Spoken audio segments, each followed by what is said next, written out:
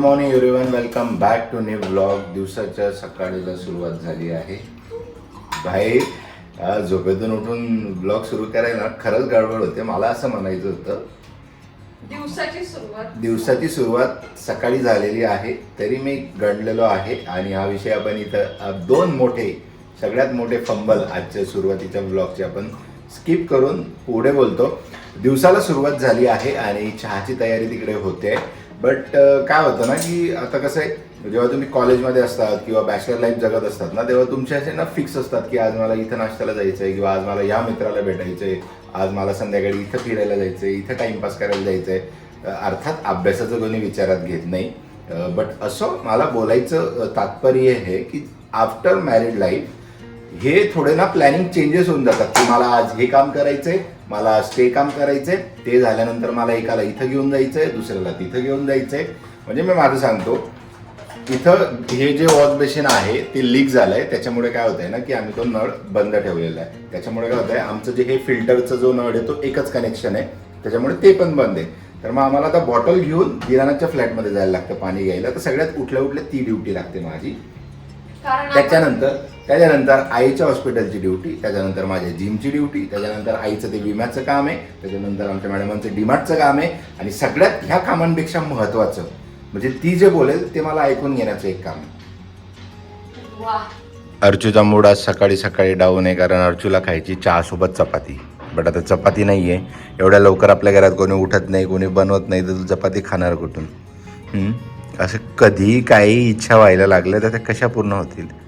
त्या चहासोबत चपाती खाण्यासाठी तुला आधी पीठ भिजवा, त्यानंतर ती चपाती लाटा, मग चहा ठेवा, त्याला अजून तूप लावायचं आहे. मग एवढ्या वेळात तर मी फार कुठंतरी जाऊन चपाती घेऊन येईल. यापेक्षा आपण चहा प्यायलाच बंद करूया, असे लाड होणार असतील तुझे तर.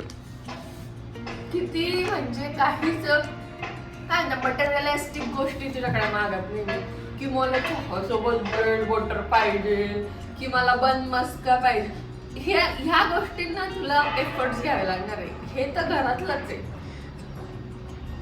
हे फक्त मी बोलली 2 ठिकाणी पॉसिबल असते. एक मम्मीच्या घरी, कारण मम्मी उठून लगेच करून देऊ शकते, आणि एक असतं आजीकडे, आजी बाबांकडे जेव्हा सुट्ट्यांमध्ये नाही का, ते फक्त गाव साईडलाच पॉसिबल होते. किंवा रोड सारख्या एरियात आम्ही केलेलं. हे बघ कधी होते माहिती का, एकतर घरामध्ये कोणी लवकर डबा घेऊन जाणार असेल तेव्हाच घरामध्ये चपात्या बनतात. ज्यांचं जेवायचाच टाइम फिक्स नाही आहे त्यांना सकाळी उठून नाश्त्याला पहिली तर चपाती कसं मागू शकते? मामा त्यांच्याकडे जायची ना, मावशी यांच्याकडे, तर तेव्हा ते तिथे जेवायचं काही 1-2 होतं. पण तरी सकाळी आम्ही 8, 9 किंवा 10 जेव्हा आपण पाहिजे तेव्हा चहा चपाती गरम गरम आणि त्याला मस्त तूप लावून असं नाश्ता करायचं. किती लवकर उठा, किती करा, 1-1.5 तास टाइमपास तुमच्या घरातच होऊन जातो. आणि तसंच माझं डेलीच आहे. 2 तारखेला मी ह्याच ATM मध्ये आलो होतो आणि मी या मशीनवर 5 मिनटं खेळलो आणि ऑप्शनच येत नव्हतं की कॅश डिपॉझिट कुठून करायची. आणि त्याच्यानंतर मी निघून गेलो. म्हटलं त्याला आज सुरू झालं असेल तरी आल्या आल्या मी ह्याच मशीनच्या समोर आलो. बट म्हटलं इथं ऑप्शन का नाही येते, बाजूला बघू. तर तेव्हा माझ्या लक्षात आलं ॲक्च्युली ते ATM आहे आणि कॅश डिपॉझिटर इकडे आहे. आता हे जर अर्जुने बघितलं तर काय बोलेल तुम्हाला माहितीच आहे. इतकी मिस्टेक माझ्याकडनं होऊ कशी शकते, कारण खूप दिवसानंतर कॅश डिपॉझिट करायला आलो आहे मी आणि माझ्या याच्यात ना लक्षात नाही राहिलं. ते मशीन असं सेम वाटलं ना, कॅश डिपॉझिट करायचं ऑप्शन तिथं पण दिसलं, बट ॲक्च्युली मशीन हे होतं. तर असा प्रकार चालू आहे माझ्यासोबत. काल ॲक्च्युली मंडे होता, तसं बघायला गेलं तर मंडे मोटिवेशन पाहिजे, बट माझ्यामध्ये ते आलं नाही. आणि आज आहे ट्यूजडे, तर मी मंडेच्या ऐवजी ट्यूजडेला जिमला आलो आहे.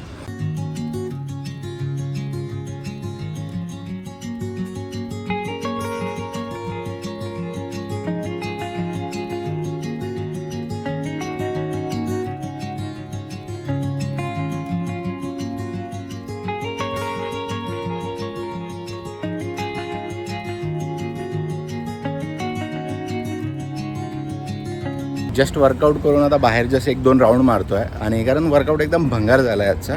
सकाळी उठल्या अर्चू बोलली मला भूक लागली. त्याच्यानंतर मी ते भुकेचा टॉपिक सुरू झाला होता आमचा. त्याच्यानंतर मी दिनाला फोन लावला, म्हटलं चल रे जिमला, सकाळी जाऊन मारून येऊ.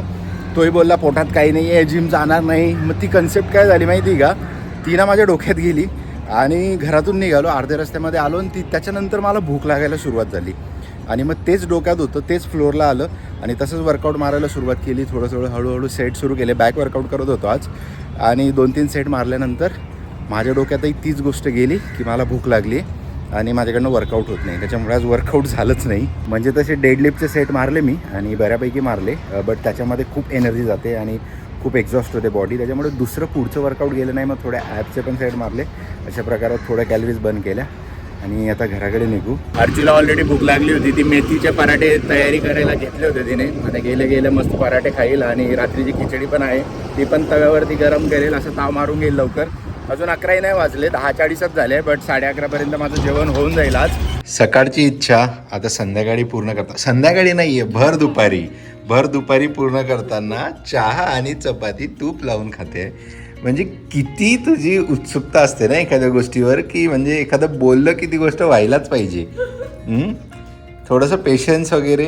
परत काल सारखं होईल, डिमांड समोर पोहोचू आणि भूक लागायची म्हणून मी मग दुपारी का जेवली नाही? दुपारी कमी जेवली तू? अच्छा, आपण आज पराठे खाल्ले ना. ओके, मग तेच चपाती कशी काय शिल्लक राहिली? तू गेली होती का? जिमवरून आलो, आईला त्या विमा सेंटरला घेऊन गेलो. तिथं KYCची प्रोसेस केली, बट ती वेबसाईट डाऊन होती ॲज युजल. म्हणजे गव्हर्नमेंट वेबसाईट आहे त्याच्यामुळे समजून घ्या. आणि त्याच्यानंतर आलो, जेवलो आणि त्या पराठ्यासोबत दही खाल्लं. आणि मग दही खाल्ल्यानंतर काय गोष्ट होते तुम्हाला सगळ्यांना माहिती आहे. 1 तास मस्त फुल ताणली एकदम. काही चिंता नाही, काही नाही. 2 बेल वाजत होते, हिचे कॉल वाजत होते, काही फरक नाही. 1 तास झोपलो, त्याच्यानंतर उठलो, व्लॉग एडिट केला, जो की आता तुम्ही 4 वाजेला बसणार आहे. ही जस्ट आता अपलोड करून झालेला आहे आमच्या मॅडमांचा. आणि परत आता ड्युटीवरती निघालो आहे मी, ते म्हणजे आईचं हॉस्पिटल आणि आमचं डीमार्ट. कारण एकटीचं बोललं की परत बोलेल का मी एकटीसाठी जाते का डीमार्टमध्ये. त्याच्यामुळे बोलताना काळजी घ्या, म्हणजे बाकीचे प्रॉब्लेम खूप कमी होतील आयुष्यामध्ये. कानांचे बायकोच्या आवाजाने. मागच्या 5 दिवसापूर्वी अर्चू शॉपिंगला गेली होती आणि अर्चूने 2 टी-शर्ट घेतले होते आणि परंपरेप्रमाणे आम्ही ते रिटर्न करून त्याची एक एक्स्ट्रा साईज घ्यायला चाललो आहे, कारण साईजचा प्रॉब्लेम झाला आहे. म्हणजे ती परंपरा याच्यासाठी बोललो की तिथून घ्यायचे, सिलेक्ट करायचे, त्याला पैसे द्यायचे, त्याच्यानंतर घरी आणायचे आणि व्यवस्थित नाही आहे म्हणून परत जायचं. मग तिथलं आवडणार नाही, मग त्याच्याकडे पैसे बॅलन्स ठेवायचे, मग त्याच्याकडे परत 2 चक्कर मारायचे, स्टॉक आला का म्हणून असं करून जितकी त्या टी शर्टची प्राइस असते तितकं फ्युल घालवायचं आणि मग 1 महिन्याने ते आणायचे. म्हणजे अशी ती परंपरा आहे आणि तीच आम्ही पूर्ण करायला आता बाहेर पडलोय. डीमार्टमध्ये शॉपिंग पण झाली ऑलमोस्ट. काय बोलते? अजून एखादी पिशवी राहिली असते ना, बसायला जागा उरली नसती. चलो आता मस्तपैकी रस पिऊ. ॲक्च्युली आम्ही आलो होतो पिंपरीच्या डीमार्टला आणि आता आम्ही आहे इथं पिंपरी सिग्नलला. आणि इथंच सिग्नलला एक माऊली रसवंती म्हणून आहे, तिथंच आता चाललो आहे. एवढा भारी रस भेटतो, म्हणजे या पोरीला आवडणाऱ्यांपैकी एक. मी थोडासा अलग वर्ड यूज करण्यावाला होता, म्हणजे हिच्या तोंडाला पाणी सुटलं ते रसाचं नाव ऐकून. बट पाणी नाही सुटत तोंडाला ना, पाणी सुकतं म्हणून रसाची आठवण येते. असं काहीतरी कॉम्बिनेशन वाटतंय पिऊन.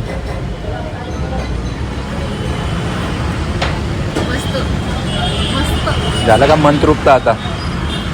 किती दिवसांपासून मागे लागली होती. लास्ट टाइम पण मम्मीला सोडायला झालं तेव्हा लेट होईल म्हणून आपण थांबलो. 5 मिनिटं नाही तर थांबलो असतो आपण, पण लेट झालं असतं, जे की लेट झालंच नंतर. आता ना म्हणजे एक तर गाडीमध्ये बसा, यांना फिरवा, त्याच्यानंतर यांचं लेक्चरही ऐका. आता लेक्चर याच्यासाठी ऐकतोय मी की आता मला बोलते आपण आता एवढे व्हिडिओज बनवतो, लोक आपल्याला ओळखतात, मग तुला थोडीशी वाटत नाही का काही की गाडी धुवावी, त्या गाडीवर धूळ बसली, त्या गाडीचा कलर कसं झालाय. म्हटलं गाडीच्या कलरवरून आपल्याला लोक काय जज करणार? जे पण आपल्याला भेटणार ते काय जज करणार? टॉप राहतो आपलं घर कसं, आपण जिथे आसपास ज्या एन्व्हायरमेंट मध्ये असतो ते एन्व्हायरमेंट क्लीन लागतं की नाही, मग तसं हे पण. आता माझं ठरलंय की ते गॅरेजला घेऊन जाणार तेव्हा ती आतून बाहेरून सगळी खराब होणार आहे.